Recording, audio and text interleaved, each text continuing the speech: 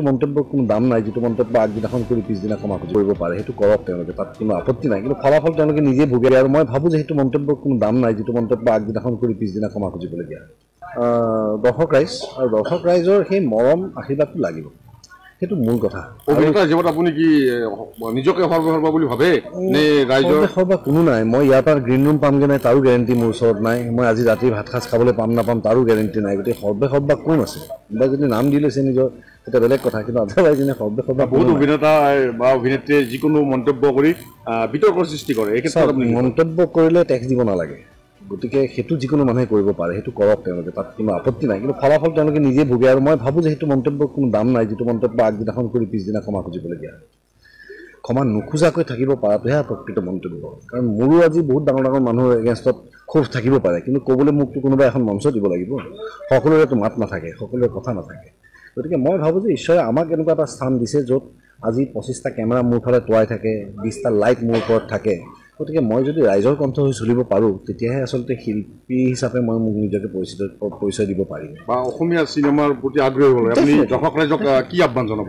মই এইটো এটাই কথা ক'ম যে ছবি উদ্যোগটোক আপোনালোকৰ মৰম লাগে, কিন্তু তাৰ লগতে এইটো এটা পৰস্পৰক দিয়া বস্তুৰ নিচিনা এটা আদান প্ৰদান থাকে, যে ময়ো দায়িত্বশীল চিনেমা বনাব লাগিব, য'ত তেওঁলোকে ল'ৰা ছোৱালীখিনি আজি মোৰ ছবিখন চাই ল'ৰা ছোৱালীয়ে ACS অফিচাৰ হ'ম বুলি ভাবিছে।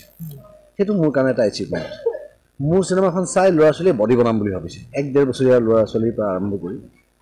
তেওঁলোকে ভাবি আহিলে মোক লগ ধৰি পেলাই মাক বাপেকে কয় আপুনি এবাৰ কৈ দিবচোন গাখীৰটো খাবৰ কাৰণে। মই ক'লে নাখায়হি। মই এতিয়া কওঁ যে মই ৰঘুপতিয়ে কৈছোঁ তোমাক, তুমি গাখীৰ খাবা, তোমাৰ মোৰ নিচিনা বডি হৈ যাব। কাম এইটো যে নতুন প্ৰজন্মৰ যে কাম চলিছে যে এই যে আণ্ডাৰ ৱৰ্ক নতুন প্ৰজন্ম, সেইটো আচলতে আমাৰ কাম। গতিকে মোৰ ছবিখনে সেইটো বস্তু দিছে, তেওঁলোকে সপোন দিছে, মাক দেউতাকক আশা দিছে যে মোৰ ল'ৰাটো এতিয়া ACS অফিচাৰ হ'ম বুলি ভাবিব পাৰে। গতিকে সেই ধৰণে যদি ছবি এখন কৰোঁ দায়িত্বশীলভাৱে, দৰ্শকে যে চাবলৈ আহিব, তাত ঘৰে ঘৰে নিমন্ত্ৰণ দিয়াৰ কোনো প্ৰয়োজন নাই। ঘৰে ঘৰে নিমন্ত্ৰণ দিয়াৰ কোনো প্ৰয়োজনেই নাই, কাৰণ ছবিৰ নিজা পদ্ধতি আছে প্ৰচাৰৰ। সেই পদ্ধতি প্ৰচাৰৰ বাদ দি নতুনকৈ এটা শৈলী উলিয়াই অৱশেষত দেখোন মই ঘৰে ঘৰে গৈ শৰণাপন্ন হ'ব লাগিব, সেইটো নহ'ব নহয়, সেইটো সম্ভৱ নহয়। মোৰ সময় নাই। মই এখন চিনেমাৰ পিছত যদি গোটেই বছৰটো দি দিওঁ, আৰু এখন চিনেমাৰ পৰিকল্পনা কেতিয়া কৰিম, তাৰ প্ৰস্তুতি কেতিয়া কৰিম?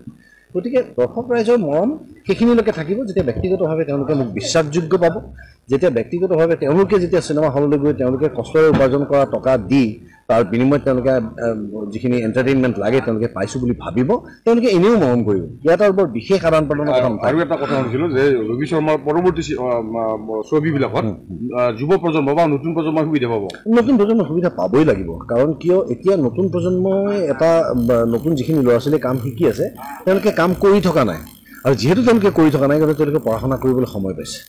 আৰু আপগ্ৰেডেশ্যন বুলি ক'লে আপোনালোকে এটাই জানে যে ছফ্টৱেৰ এটা আপগ্ৰেড কৰিবলৈ হ'লেও তাৰ আপগ্ৰেডেশ্যন মেইন হেৰিৰ পৰা লাগে, তেওঁলোকৰ বেকএণ্ডৰ পৰা লাগে, বেকএণ্ড ছাপৰ্টৰ পৰা। তেওঁলোকে এটা নতুন আপগ্ৰেড কৰিব, তাৰপিছতে আমি আপগ্ৰেড কৰিব পাৰোঁ। গতিকে দৰ্শকক আপগ্ৰেড কৰিবলৈ হ'লে আমি মনোৱা মানুহখিনিও আপগ্ৰেডেড হ'ব লাগিব। গতিকে আপগ্ৰেড সিয়ে কৰিবলৈ সময় পাব যিয়ে কাম কৰি থকা নাই বৰ্তমান। গতিকে নতুন নতুন প্ৰজন্মৰ ল'ৰা ছোৱালী যিয়ে এটা ধৰণৰ টীমৰ লগত কাম কৰি ভাল পায়, যিয়ে এই ধৰণৰ শৈলী চিনেমা বনাই ভাল পায়, তেওঁলোকৰ লগত কাম কৰাটো আমাৰ কাৰণে বিৰাট ডাঙৰ কথা, আৰু আমাৰ নিজৰ আপগ্ৰেডেশ্যন হয়।